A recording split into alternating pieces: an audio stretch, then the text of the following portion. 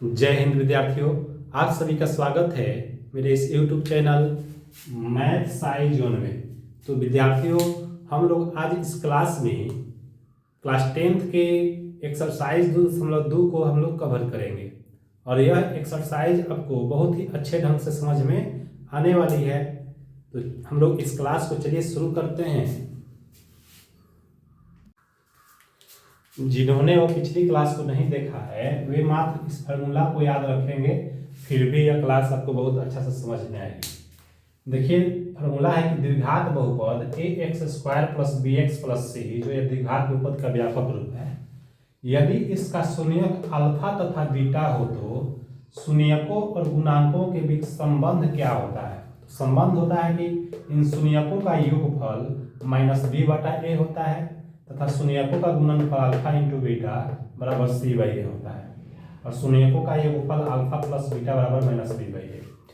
ठीक है, यह एक संबंध है। ठीक है, एक दूसरा फार्मूला है यदि इसका उल्टा, मान लीजिए कि अगर हमें द्विघात बहुपद दिया है और उसका शून्यक ज्ञात करना है तो हम लोग ज्ञात कर लेंगे, लेकिन अब इसका उल्टा यदि शून्यक दिया है और द्विघात बहुपद ज्ञात करना हो, जब द्विघात बहुपद का शून्यक अल्फा और बीटा दिया हो प्रश्न में और द्विघात बहुपद ज्ञात करना हो तो हम लोग यह फार्मूला लगाकर ज्ञात कर सकते हैं, x² - alpha + beta × x + alpha × beta.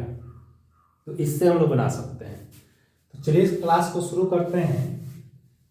First question है कि करना क्या है, ध्यान दीजिए कि निम्न द्विघात बहुपदों के शून्यक ज्ञात करें।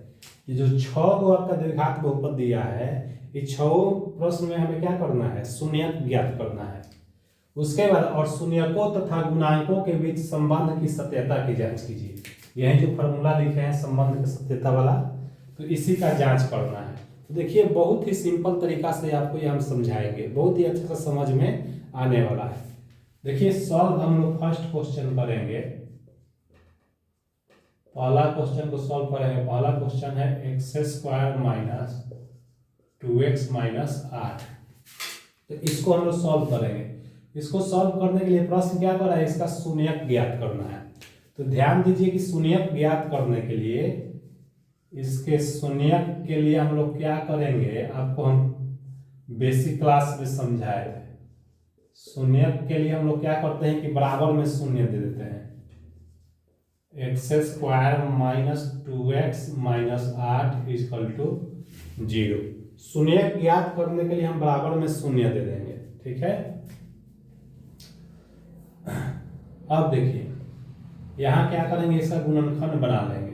गुणनखंड बनाने के लिए आपको पता है कि यह x² और यह अचर पद है 8, इसको हम कुछ नहीं करते, इसको ज्यों का त्यों लिखते हैं। बीच वाला पद को इस प्रकार से लिखना है कि इन दोनों का गुणा करेंगे तो क्या आएगा, -8x²। तो इस -2x को आपको यहाँ इस तरह से लिखना है, गुणा करने पर -8x² आ जाए। तो -2x को हम क्या लिख सकते हैं, -2x को हम लिख सकते हैं 2x - 4x। 2x में से 4x घटेगा तो -2x हो जाएगा। और गुना करके देख लीजिए, प्लस माइनस गुना करेंगे माइनस, 2 में 4 से 8 और x में x से x²। तो यही ध्यान देना है कि बीच वाला को आपको इस तरह से लिखना है कि गुना करने के बाद इन दोनों के गुना के बराबर आ जाए। देखिए, इन दोनों को गुना करेंगे तो इसके बराबर आ रहा है, यह ध्यान देना है तोड़ने में। इसको आप 8th-9th में भी सीखे हैं। अब देखिए क्या करेंगे, इसके बाद कि दो का जोड़ा लगाकर कॉमन लेंगे।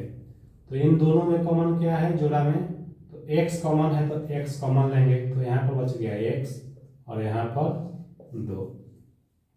इन दोनों में कॉमन क्या है, तो 4 कॉमन है तो 4 कॉमन लेंगे। तो यहाँ पर बच गया x और यहाँ प्लस बचा, तब माइनस प्लस माइनस होगा और यहाँ 2 बच गया, 4 दूना 8 = 0 है तो 0। अब देखिए गुणनखंड में यह दोनों कोष्ट एक जैसा आता है, तो इसको हम कॉमन कर लेंगे x + 2 को। तो यहाँ पर बच गया x और यहाँ बच गया 4। अब क्या करेंगे कि यदि एक बार x + 2 को हम लोग इस साइड रखेंगे और x - 4 को उधर ले जाएंगे बराबर के उस साइड, तो कोष्ट का मतलब गुना होता है। तो x - 4 गुना में है, इधर आएगा तो 0 के बाटा में 0 हो जाएगा।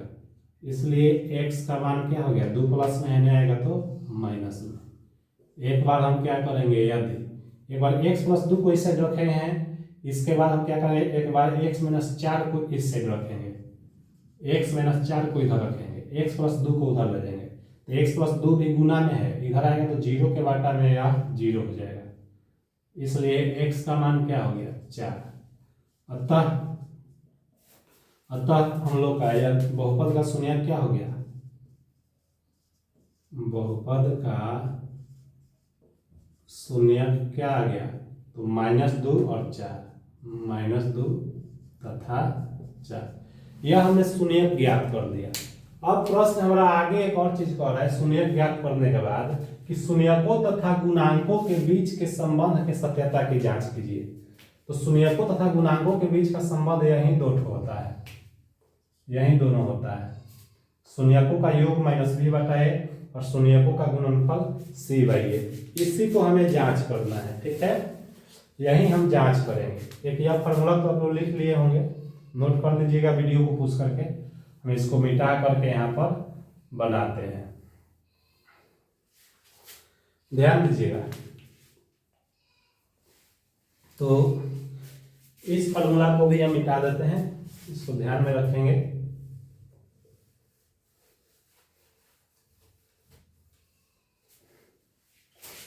तो अब शून्यकों और गुणांकों के बीच संबंध, ये तो यहाँ देखिए, यहाँ पर गुणांक क्या है, यहाँ जो गुणांक है इसमें a का मान क्या है, तो a के यहाँ कुछ नहीं तो 1 है, a का मान 1 है, और b का मान क्या है, तो b के जगह -2 है, तथा c हमारा अचर पद होता है, अचर पद यहाँ क्या है -8 है, c का मान -8 है, यह गुणांक हम लोग का है। अब जो है संबंध के सत्यता की जांच,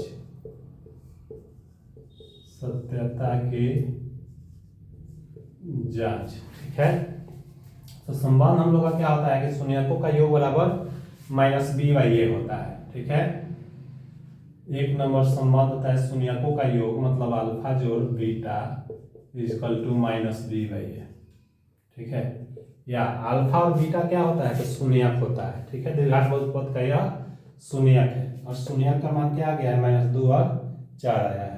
तो एक अल्फा का मान हो गया 4, प्लस सामान्यतः हम लोग प्लस वाला मान को अल्फा मानते हैं, ठीक है, और ये जो माइनस वाला मान है इसको बीटा। तो यहाँ अल्फा का मान 4 है और बीटा का मान -2 है, तो यहाँ अल्फा के जगह 4 रख देंगे और प्लस बीटा के स्थान पर -2 इक्वल टू -b का मान क्या है, तो b का मान -2 है, देखिए -2 बटा a का मान क्या है, यहाँ पर 1 है, या अभी 4 में से 2 घटाएंगे तो 2 हो गया, चूंकि प्लस माइनस माइनस होगा तो 4 में से 2 गया 2, और यह माइनस माइनस प्लस हो गया 2 बटा 1। देखिए इस LHS और RHS दोनों बराबर आ गया, इसका मतलब है कि यह जो संबंध है वह सत्य है। इसी प्रकार यह दूसरा हमारा जो है, दूसरा यहाँ एक संबंध हमारा सत्य हो गया, प्रूव्ड हो गया, और दूसरा हमारा संबंध होता है alpha into beta equal to c/a। अब देखिए अल्फा का मान क्या है 4 है, अगुने बीटा का मान क्या है -2 है, और c/a का मान क्या है -8 है, और a का मान क्या है तो 1 है, ठीक है,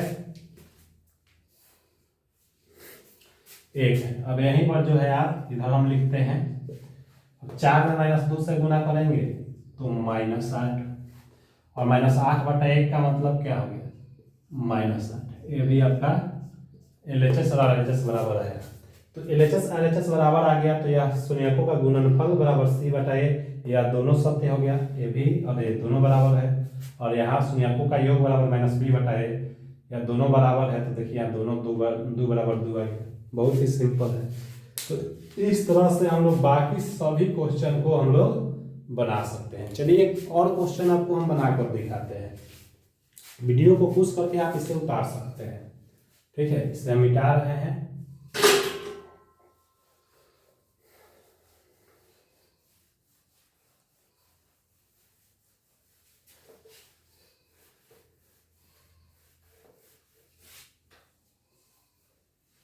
बाकी सब क्वेश्चन आपके होमवर्क के लिए रहेगा। हम एक क्वेश्चन या 3 नंबर बनाकर दिखाते हैं आपको, ठीक है। सॉल्व 3। क्वेश्चन क्या है हम लोग का, तो 6x², और यहाँ सजा सकते हैं, या x वाला पद जो उधर दे दिया इसको बीच में रखेंगे, -7x, और अचर पद उधर कर देंगे -3। अब यहाँ जो गुणांक है आपका, a का मान क्या है, चाहो तो यहाँ भी लिख सकते हैं पहले ही। a का मान 6 है, b का मान क्या है -7 है, तथा c का मान -3 है, ठीक है। अब शून्यक के लिए, ठीक है, बहुपद के शून्यक के लिए, बहुपद के शून्यक के लिए हम लोग करेंगे क्या, तो इसके बराबर में शून्य दे देंगे, ठीक है। इसके बराबर में शून्य दे देंगे, और इसका हम गुणनखंड करेंगे। गुणनखंड के लिए आपको पता है कि आप x² वाला पद और इस अचर पद को हम कुछ नहीं करते हैं, ऐसे ही लिखते हैं, और इन दोनों को गुना करेंगे। 6x² में -3 से गुना करेंगे तो -18x² होगा। तो -7x को यहाँ इस प्रकार से लिखना है कि गुना करने पर -18x² है। तो -7x को हम लोग लिख सकते हैं कि +2x - 9x। अब ध्यान दीजिए कि 2x में से जब 9x घटाएंगे तो -7x होगा। अब गुना करके चेक कीजिए, प्लस में माइनस से गुना करेंगे तो माइनस होगा। लाइट चला गया, ठीक है। अब देखिए यहाँ पर गुना करके चेक करेंगे, प्लस में माइनस से गुना करेंगे माइनस, 2 में 9 से गुना करेंगे 18, और x में x से गुना करेंगे तो x²। इस तरह से हमारा गुणनफल इतना आ जा रहा है, इसका मतलब कि हमें जो तोला है वह सही है। अब क्या करेंगे, यहाँ जोड़ा लगाकर कॉमन ले लेंगे। इन दोनों में कॉमन क्या है, तो 2 के पहले में 6 है तो 2 भी कॉमन हुआ, और x दोनों जगह है तो x भी कॉमन हो गया। तो यहाँ पर क्या बच गया, 3 2 3 6, और एगो x कॉमन हो गया है तो एगो x बच गया, और यहाँ 2x कॉमन हो गया है तो यहाँ कुछ नहीं बचा तो 1 बचा है। अब देखिए 3 के पावर में 9 है तो यहाँ 3 कॉमन कर लेंगे, तो यहाँ पर बच गया 3x, और माइनस प्लस बचेगा, तब माइनस प्लस माइनस होगा, और 3 कॉमन हो गया तो यहाँ 1 बच गया, =0। अब देखिए दोनों कोष्ठ में एक जैसा आ गया तो इसको लिख लेंगे 3x + 1। अब 3x + 1 जब कॉमन ले लिए तो यहाँ पर क्या बच गया, 2x बच गया, और यहाँ क्या बच गया, 3 बच गया, ठीक है। =0 है तो 0।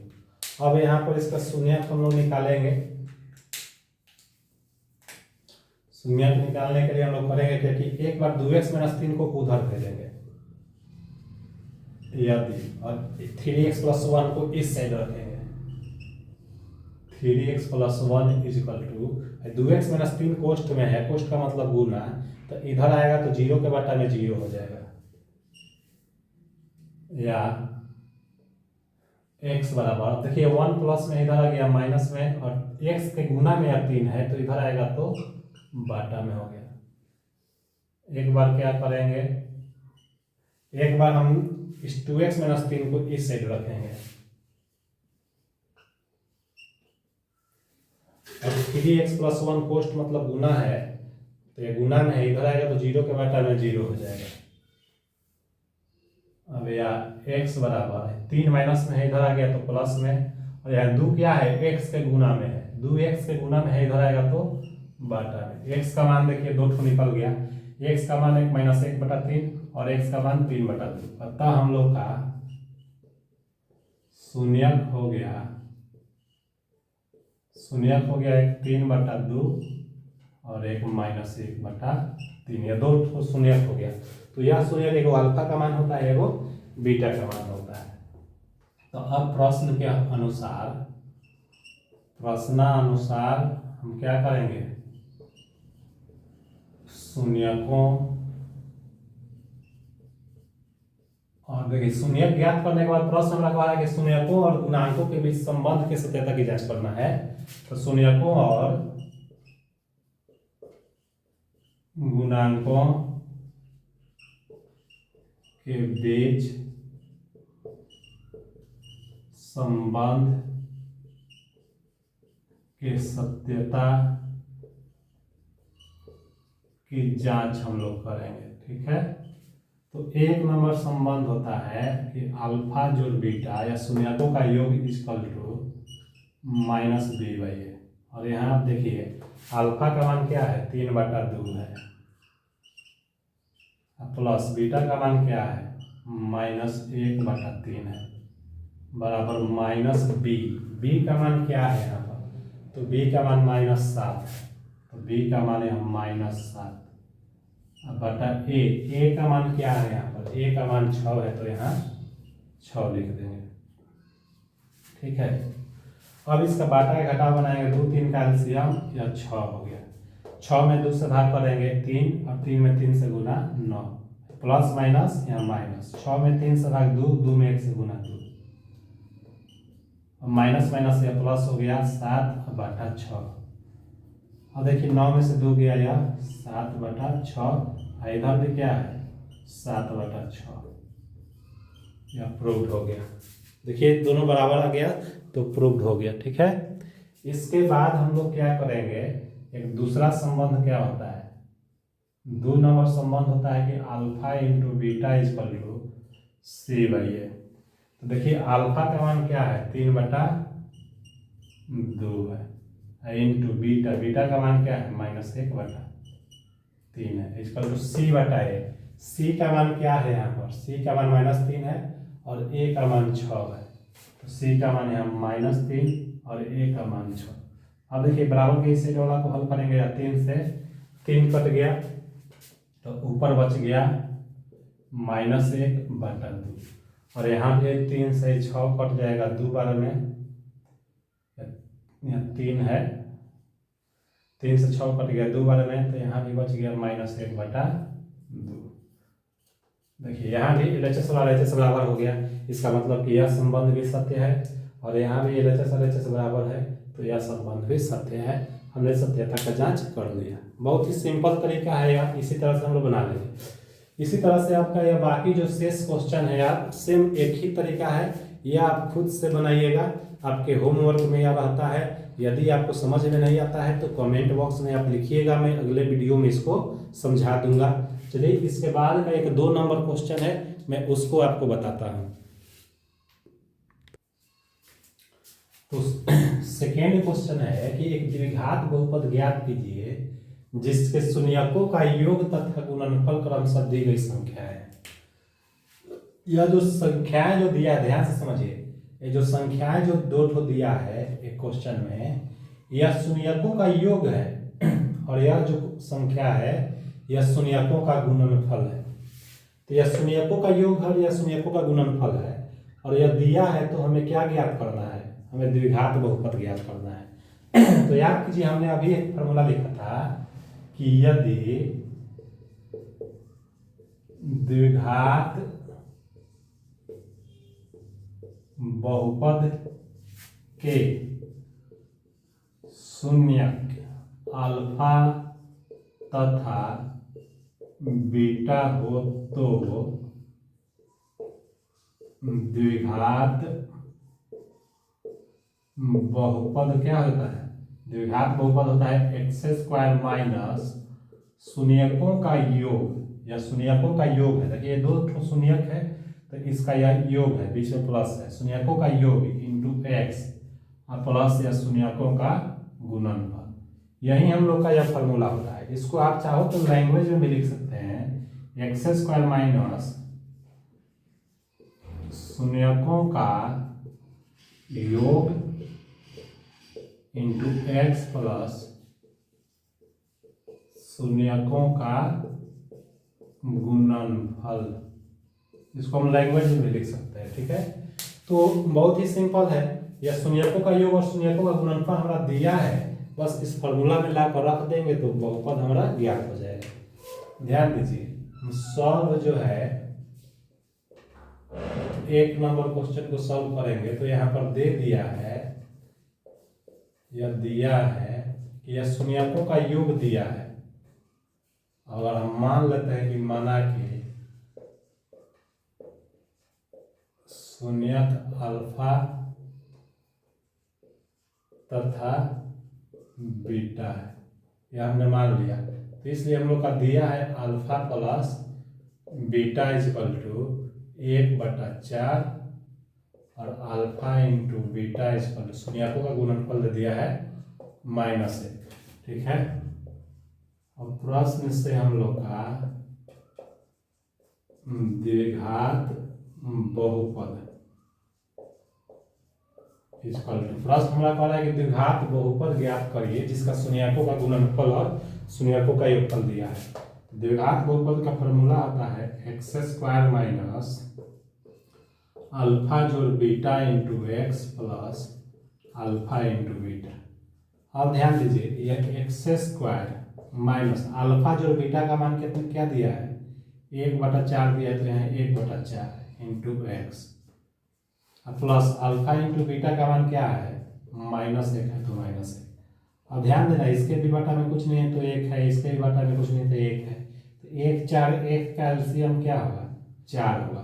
तो 4 से आप चाहो तो यहाँ गुना कर सकते हो, तो यहाँ हो गया 4x² माइनस, जब यहाँ 4 से गुना करेंगे तो 4 से 4 कट जाएगा, क्या बचेगा 1 में 1 से गुना x हो जाएगा, प्लस माइनस माइनस होगा, 4 में 1 से गुना 4। तो यह हम लोग का द्विघात बहुपद हो गया, बहुत ही सिंपल है। इसी प्रकार यह 2 नंबर एक प्रश्न को देख लीजिए। 2 नंबर प्रश्न सॉल्व हम कर रहे हैं।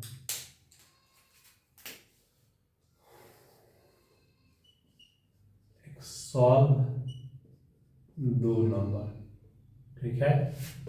यह दिया है √2 और 1/3। अब यहाँ मान सकते हैं, माना कि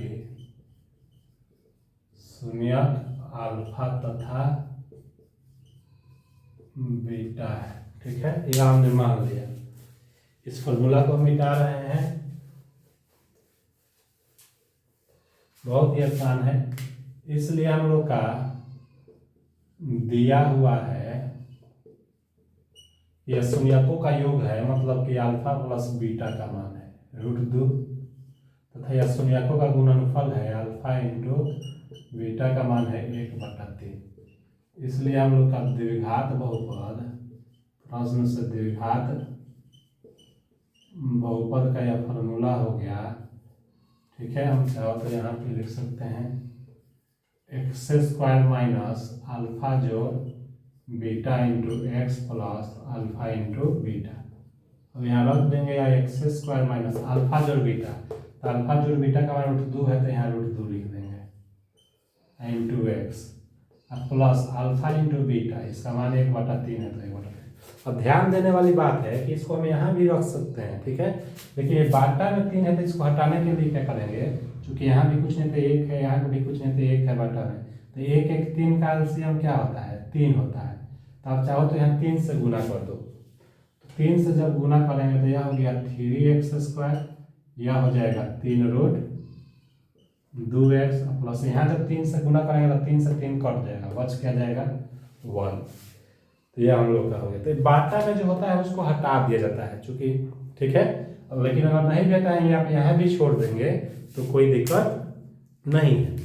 तो देखिए सेम इसी प्रकार का बाकी सब क्वेश्चन है। यहाँ एक और चीज ध्यान देने वाली बात है कि कभी परीक्षा में अगर यह कुछ इस तरह का प्रश्न दे दे, यहाँ शून्यकों का योग और गुणनफल न देकर केवल शून्यक दे देगा।